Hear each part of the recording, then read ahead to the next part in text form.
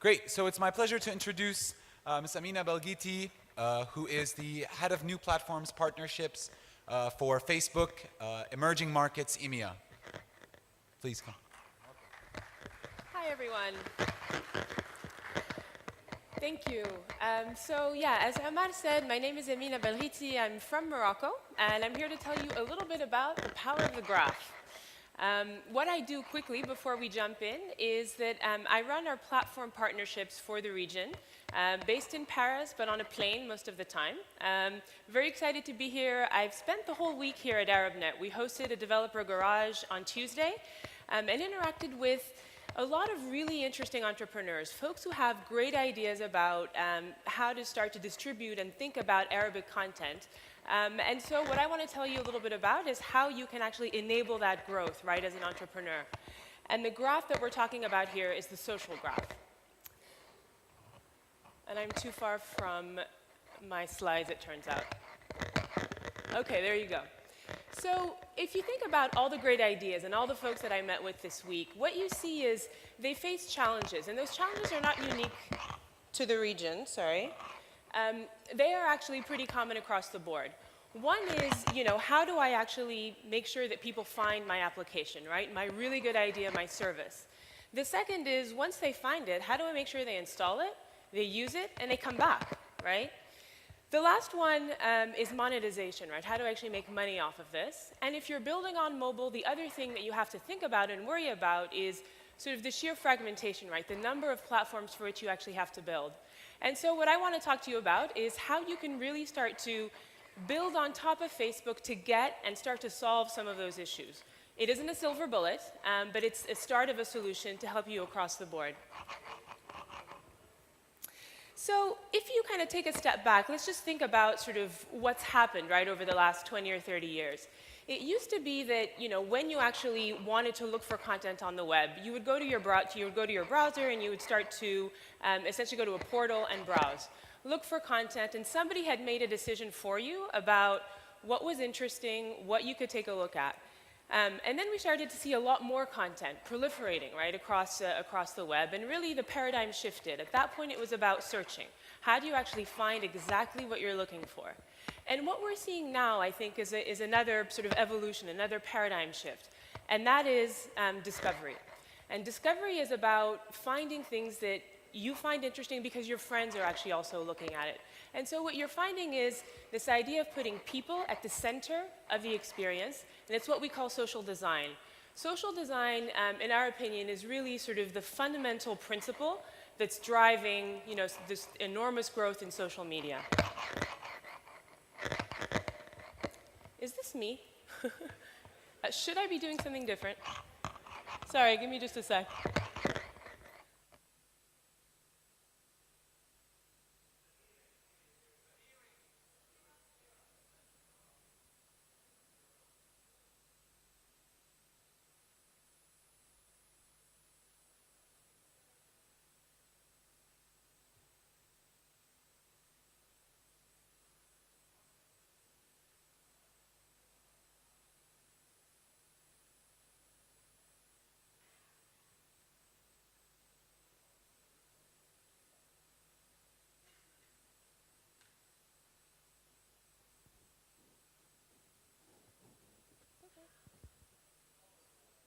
All right.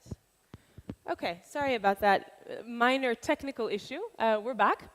So yes, so we were talking about social design. And social design is really about putting people at the center of an experience. And I'll give you a first example of what I mean by this. This is, if you think about photos, right? It's almost hard to think about Facebook without photos, but there used to be a time where there weren't any. And the idea was we launched a product called Photos. And we launched at a time where there was a ton of other photo sites on the web. And honestly, they were very sophisticated. You had the ability to remove red eye and to crop pictures and to add all kinds of different sort of pretty sophisticated photo features. Facebook launched with what was objectively a pretty simplistic product. But it had one key feature. And that feature was the ability to tag, right? To tag your friends. And that created an amount of sort of social activity, right? The ability to tag your friends, to untag yourself if you don't like the picture, to comment, that made Facebook the biggest photo site on the web. And this idea of sort of putting people at the center and social design is something that we've taken to sort of the broader web and allowed other people to really use this asset. And that's what the Facebook platform is all about. It's taking this core asset that used to only exist within Facebook and make it available to you guys, to everybody, to actually build these same experiences. Why? Because we realized that we couldn't possibly build all the interesting social experiences ourselves. And so what we did is say, okay, here it is, let's open it up and allow other people to build on it.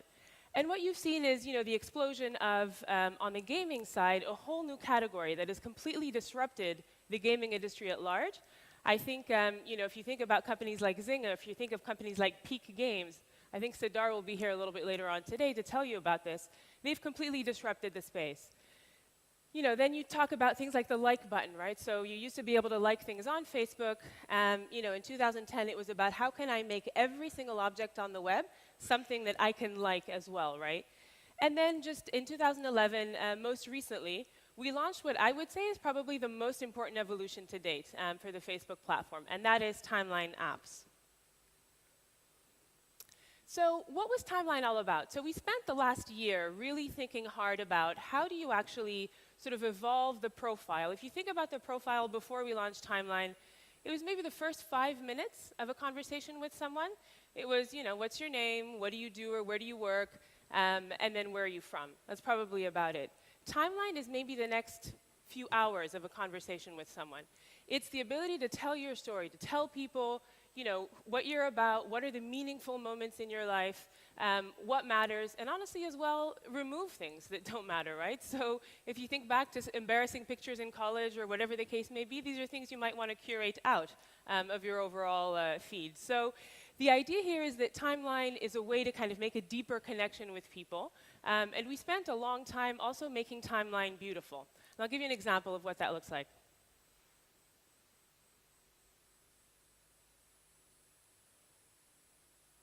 We need sound.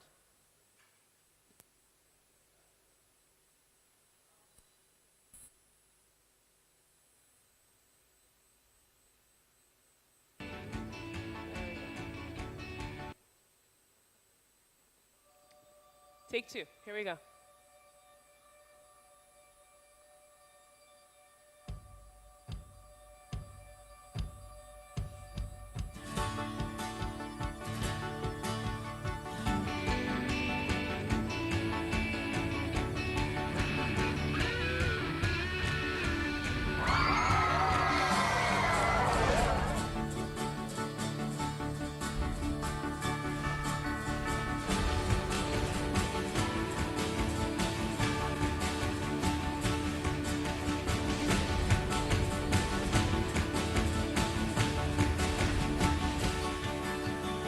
Hey, mama.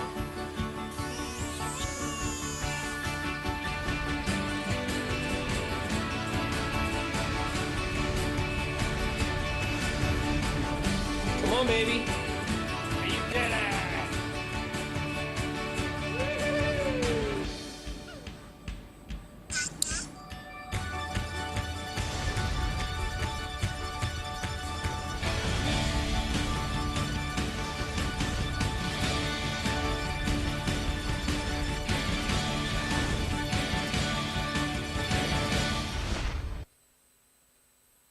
Excellent.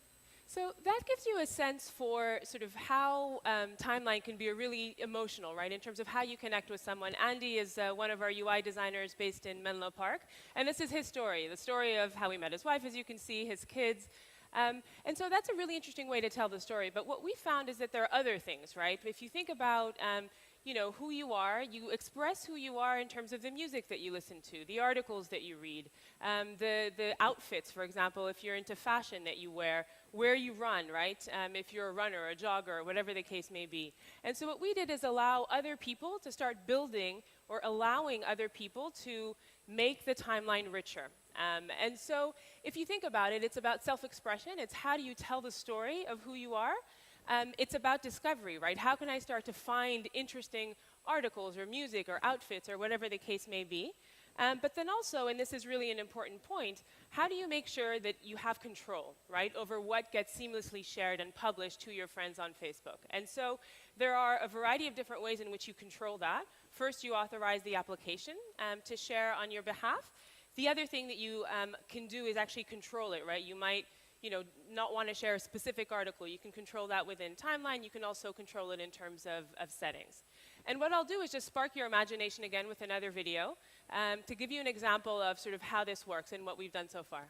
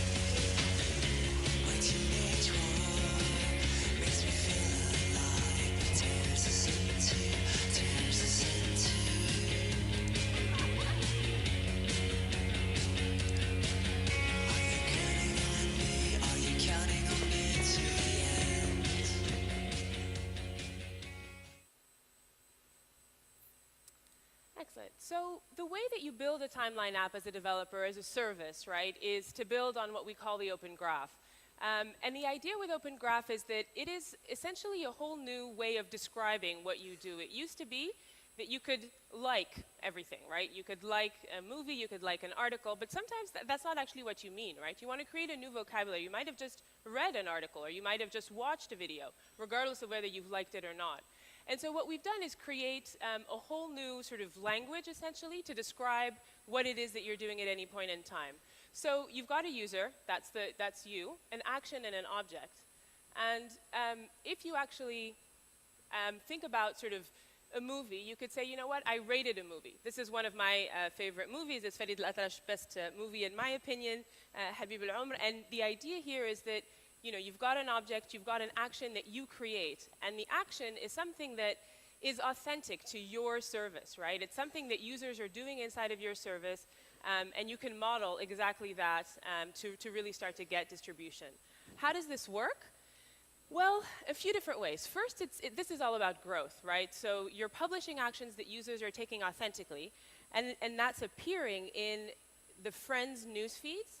It's appearing in Ticker, which is that real-time activity that's happening in your network of friends. It's on the top right hand of your sort of Facebook experience. And then you've got timeline units that are ways in which to aggregate that activity in interesting ways. It's about engagement as well, so you're able to really re-engage with people in new ways.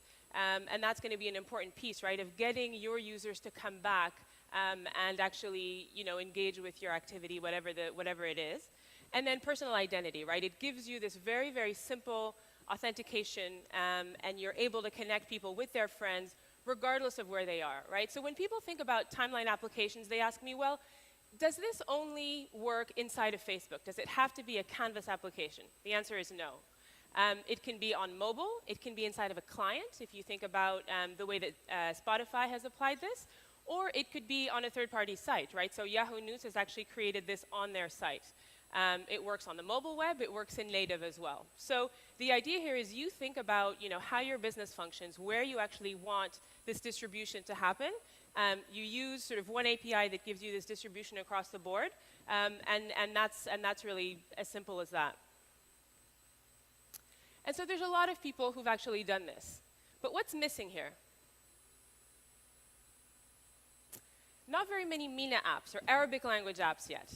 That's my challenge to you guys, right? What I really want to see is, and you'll stay tuned, there's more coming, but what I want to see is sort of apps for the region that really talk about Arabic content and that help, right, the way that you can build on Facebook to really start to distribute. Let me just show you a few stats to give you a sense of sort of how this has worked. There's over 3,000 apps that have been built so far. You know, this is sort of a continuous flow. I've been talking to a few startups in the region that are working on this, as well as larger partners in the region that are also working on this, so I think you'll start to see this more. But if you look at what the results are here, İzlesene. Who's heard of İzlesene? Turkish UGC site. One person, but more should discover it soon. The idea here is they've had 4 million people install this, and the beauty is every single person who installs and watches these videos through Open Graph, they're actually seeing it. They're seeing 3 more videos than they were, right? 3 times as many videos as they were in the past. If you look at people like Dig, right, they've actually seen a lot of success with this on the mobile side, with a huge sort of increase in terms of referral traffic coming from mobile. Guardian, about as well, 5 million installs. And what's interesting here is that they had kind of lost a demographic, right? If you think about traditional newspapers, they had lost that kind of 18 to 25 demographic, or they weren't spending as much time, right, reading The Guardian. With this they were able to re-engage with that younger segment, and this has been a big win for them. Just Yahoo, another example, 25 million apps installed, and the idea here is that 2 million people are using those daily. So my challenge to you guys, my challenge to you guys as users at this point is just maybe not a challenge, it's just stay tuned, right? You will see Arabic apps coming to your timeline very soon. I think for developers and for businesses in general, as you think about how to get distribution and how to really scale your growth using Facebook, this is actually a pretty compelling tool. I look forward to seeing more from the region very soon. Thank you very much.